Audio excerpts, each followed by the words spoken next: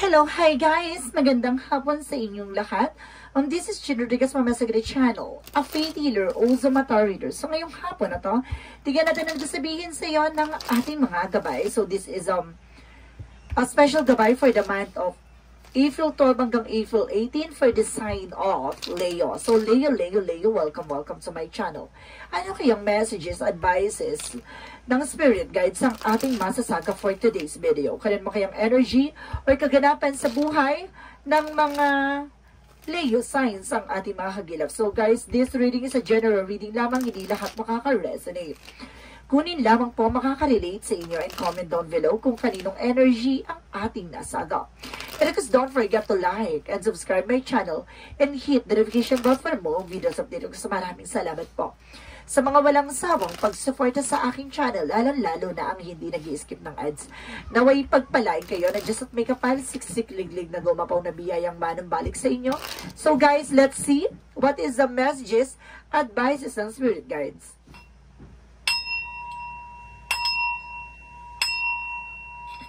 Angel Spirit, please give information. Hagilapin natin at alamin, tuklasin at kilalanin. Ano ang kaganapan sa buhay mo? Ang mahagilap natin. Angel Spirit, please give information. So there's the Two of Pentacles. So there's a balance. So kailangan mo maging balance. Emotional, practical, spiritual, medications, or anything. Kailangan mo maging balance. Because there's a Queen of Swords. This is the bigger picture, no? Kumbaga, this being independent. So, and of course, at the same time, kumbaga, tinitignan niya yung magiging possibilities, no? Kumbaga, tinitignan niya yung both side of situation. At the same time, there's the Page of Cups being intuition. Kumbaga, tumatalas ang iyong intuition dito or something instinct.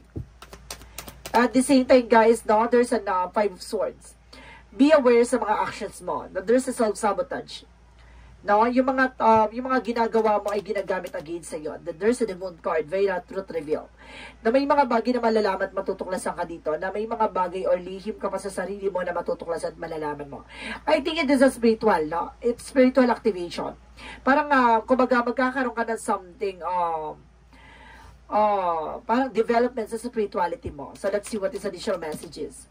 So, there's a Queen of Cups by healing. No? Unti-unting paghilom, unti-unting paggaling sa iyong mga karamdaman. So, let's see. What is the Two of Coins? So, there's the Ace of Wands for new beginning and new plans. No? New ideas. So, let's see what is the Queen of Swords. So, there's the High Priestess. So, there's a hidden agenda or hidden enemies. At the same time, there's an unexpected moment. So, ayun yung sinasabi, no? Tingnan mo yung magiging possibilities. Kumbaga, may mga bagay na, kumbaga, kailangan there's a plan A, plan B, plan C ka dito. Kasi there's an unexpected moment na yung inisip mo mangyari ay hindi pa lang nangyari. No? Kaya kailangan, kumbaga optional, marami ka dapat plan dito. So, let's see what is the Page of Cups. So, there's the Hermit card. I told you. So, this is the spiritual, no? Enlightenment and spiritual analyzation with the Page of Cups by intuition. Talagang tumugma yung dalawa na to. Na sinasabi na, there's a spiritual activation talaga. No? Binibigyang paglilinaw, no? And because there's a Four of Swords, no? There's a rest and intuitions. Kumbaga, sinasabi sa'yo dito na, kumbaga, hindi ka nakikinig sa mga message ng iyong mga gabay. Maniwala at magtiwala ka dito. May spirit guides dito na tumutulong sa'yo. So, let's see what is the Moon card. So, there's a Three of Pentacles, no? Collaboration. There's a unity. So, kailangan mo makipag-ugnayan, makipag-isa dito sa iyong spirit, no? Guides. I think this is ancestors, no? Mga mahal mo sa buhay na yumao. So, there's a Queen of Cups. For the Ace of Cups. So, there's a love offer. Now, magkakaroon ka na ng healing pagdating sa love life. So, let's see what is the Two of Pentacles and the Ace of Wands. So, there's the Seven of Swords. There's a sneakiness. Now, kailangan mo maging balance. May taong, kumbaga, gusto kang lokohin o linlangin, no?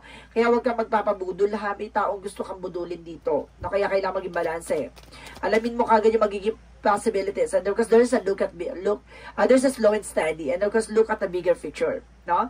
Kumbaga, there's a hidden agenda. So, ibig sabihin kaya dito, kumbaga, tinignan mo kagad yung magiging posibilidad at dahan-dahan ka lang, wag mo masyado madalas-dalas. At the same time, mayroong nakatagong lihim yun pala, yung hidden agenda na to is the pambubudol. Mag-ingat ka, baka mabudol ka, ha? Or something hypnotized. So, let's see what is the Page of Cups because the Hermit card. Kaya there's a spiritual activation.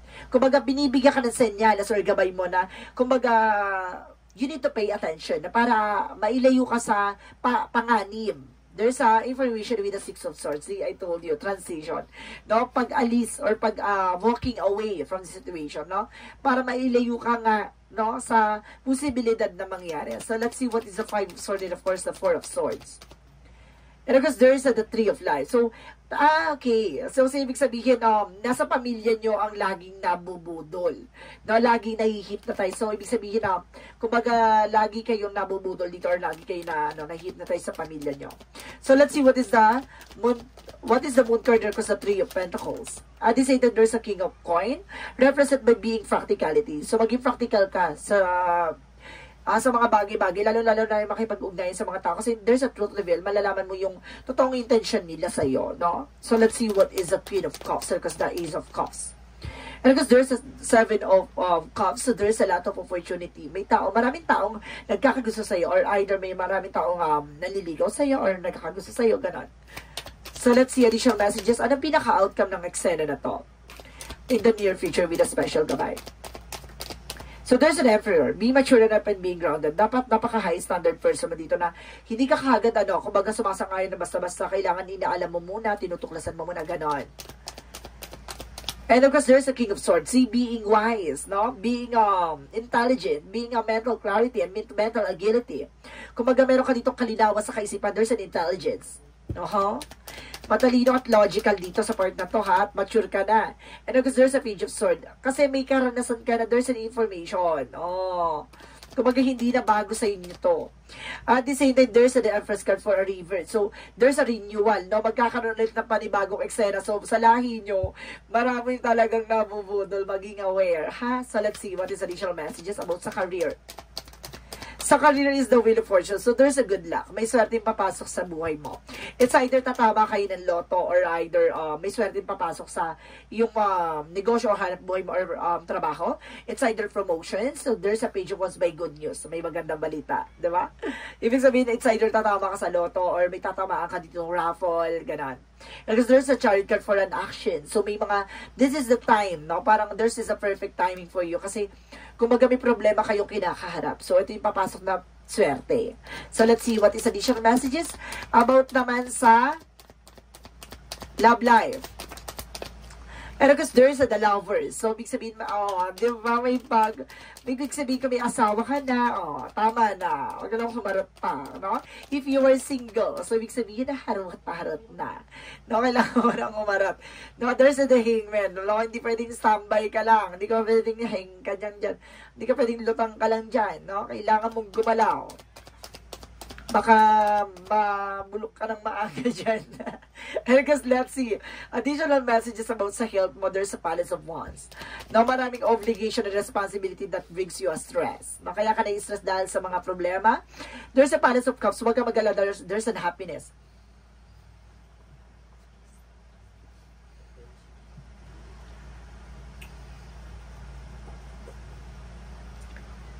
And of course, let's see what is additional messages for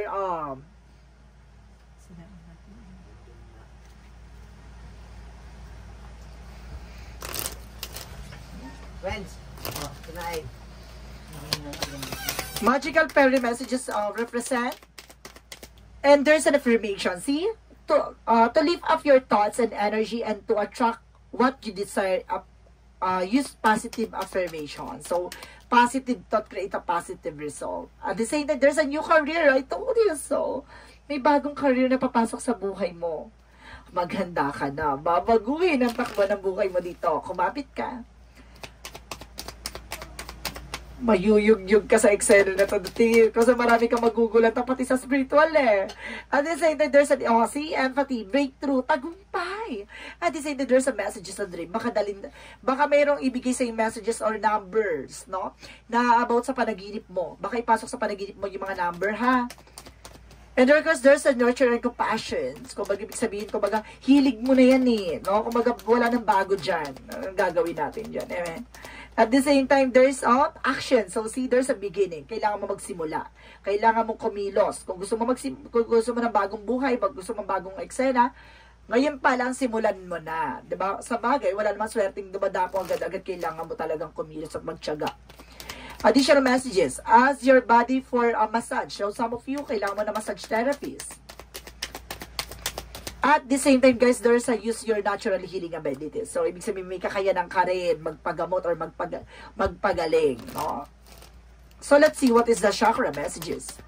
And there's an expansion. Napapalawakin ang iyong kaalaman. And there's a gossip team. May maraming marites, maraming chismakers. Oh my God. Diba? At the same time, there's a guilt. Galit na galit sila, Tinggitera. Diba? Maraming tao naiingit sa'yo, ah. And there's a discovery. Kung syempre, madidiscover mo rin yan, diba? Kumbaga, mahuhuli mo sa acto, may nagchichismis ka, ay, si Gento ganyan, Gento ganyan, diba? Alam na alam yung eksena. Maraming ganyan dito. So, let's see. Additional messages. There's a strength card. Confidence, no? Kumbaga, ibus mo yung confidence mo. At the same time, there is a talk to your angels. I told you so. Sa unang baraha pa lang sinasabi na kausapin mo yung mga gabay mo. At makinig ka sa intuitions mo. Huwag mong ini-ignore, ha? So, magdasal ka, mag-devotion ka, magpondo ka kung kinakailangan. So, let's see what is additional messages. And of course, there is a all path lead home. There is a turn your gaze within. So, ibig sabihin, intuition. So, kumbaga, makinig ka sa intuitions mo. At the same time, guys, there's the create suffering. So, there's a softening to love. So, may tungkol talaga sa mag-ibig. Taray naman ang energy mo dito. May love life, may career, and health ka, ha? Additional messages. And because there's an honesty is the best policy. Kumbaga, magiging totoo sa sarili mo yan, no? Kumbaga, yun yung magpapabago sa sarili mo din, no? Yung pagiging totoo. There's a discipline. Isa pa to, disiplina. Diba? Lalo-lalo na yung mga negative thoughts. Iwasan mo yan. Hindi yan nakakatulong. Archangel Michael, messages. Oh my God, you're on the right path. Nasa tama direction ka.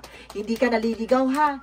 Tama yung daan mo and explore your options, no? Kumbaga, dapat marami kang choices sa buhay mo. O yung kaganapan sa eksena mo. There's a plan A, plan B, plan C, ganon. Etc. Because this is the person that you're asking is about trustworthy. Yung taong kinakausap mo ay maaaring pa magkakatiwalaan mo. So, let's see what is the Monsology. Monsology is a win-win outcome forecast. So, ipapanalo mo talaga to, guys.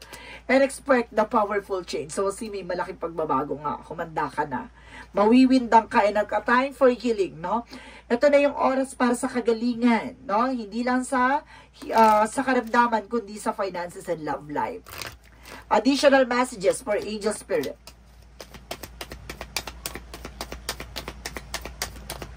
And there's an environment, no? Kumbaga, gamay-gamayan mo yung mga tao sa paligid mo, diba?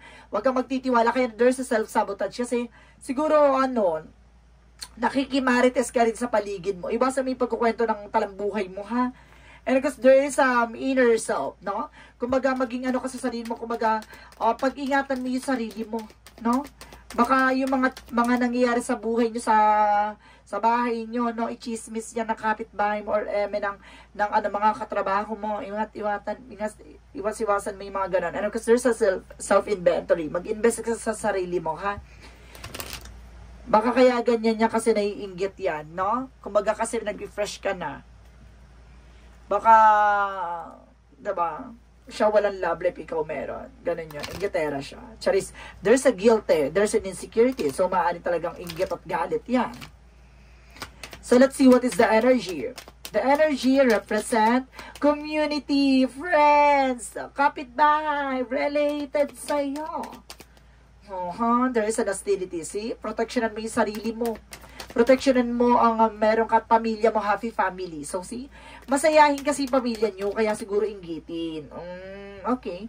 And of course, there's a for Shakar kang Herapel for healing. No? Unti-unting paghilo mo, unti-unting paggaling. And angel of strength. So, see, pinapalakas at pinapatibay ang iyong sikmura, ang kakayanan, at ang iyong katawan, at ang iyong isipan. So, let's see what is Jesus' loving quotes. Jesus' loving quote said, "Knock it shall be open to you." Na kumakatok natin ang ating Panginoon, no? Pagbuksan mo na, may mga gusto sabihin yan sa'yo, no? May magandang balita ang ating Panginoon. At itong balita na ito is a blessing. So, let's see what is Romance Angels. Call upon your soulmate. So, ibig sabihin dito, tinatawagan ng soulmate mo. Baka ito na yung tao magmamahal sa iyo o magpapakilig sa pihikang puso mo. So, let's see what is the angel's answer. Angel's answer represent of taking action. Pagkilos, paggalaw, ha? Kailangan mong kumilos-kilos, gumalaw-galaw within the next few weeks sa mga susunod na linggo, no? Kailangan mong kumilos-kilos, no? At kailangan mo rin gumalaw-galaw. So let's see additional messages. And forgiveness, nakapatawaran, hindi para sa kanila, para sa sarili mo. Na kasi may mga disappointment or something, rejection or kumbaga failure tayo na minsan hindi natin matanggap. Kaya siguro yun, no? Kaya kailangan mo tanggapin na minsan hindi ka nagtatagumpay. It's normal, guys, no? Kumbaga marunong ka dapat tumanggap ng pagkatalo. Kasi yung mga taong tumatanggap ng pagkatalo ay nakakatanggap ng pagkapanalo. So let's see what is the angel's number. The angel's number represent what? 555 change. Ito na yung pagbabago, dear. Magbabago, magaganap na. You are going to level up. It might not feel good initially, but it will prepare you to handle the greater things in life for your highest goal. That is why you've been looking for. Push through it. There are rewards waiting at the finish line. So, see, diba? Kumbaga, hanggang sa dulo na makikita mo ang rewards mo sa lahat ng mga nangyari sa buhay mo. 'Di ba? Yung mga sakripisyo mo, no, yung paghihirap mo, yung pagdaan mo sa mga ganong eksena, no, worth it pala, 'di ba? So let's see what is the messages of life. Okay, there's an I am the light. So sinasabi dito, guys, today, the light is within me. The light surrounds me. The light protects me. I remain in the light. Filled in joy, full regardless of what circumstances arise. I am a diamond shining forth in all my splendor. I am worthy of the divine with me. So see, alam mo, nakikinang ka at alam mo, makikita ang sinagliwanag sa iyong sarili at makikita mo ang tagumpay na hinaasam-asam mo. Dadaan ka talaga sa tamang proseso at tamang pagkakataon at tamang oras. Kaya kailangan mo magtiwala at may maniwala na sa mga pinagdaanan mong dilim may liwanag hanggang sa huli. Diba? So guys, this is a special gabay for the month of April 12 hanggang April 18 for the sign of Leo. So Leo, maraming salamat for this wonderful reading. So this reading is a general reading lamang. Hindi lahat makaka-resonate. Kunin lamang po makaka-relate sa inyo. And comment down below kung kaninong energy ang ating nasagap. Maraming salamat, guys. And of course, don't forget to like and subscribe my channel and hit the notification bell for more videos update. And of course, maraming salamat po sa mga nag-share ng aking video sa anumang uri na social media platforms. Maraming salamat. And of course, yung hindi nag-skip ng ads na may pagpalain kayo na just may kapal, siksik, liglig na gumapaw na biyaya manambalik sa inyo. Maraming salamat and see you in the next video. Bye-bye and babush!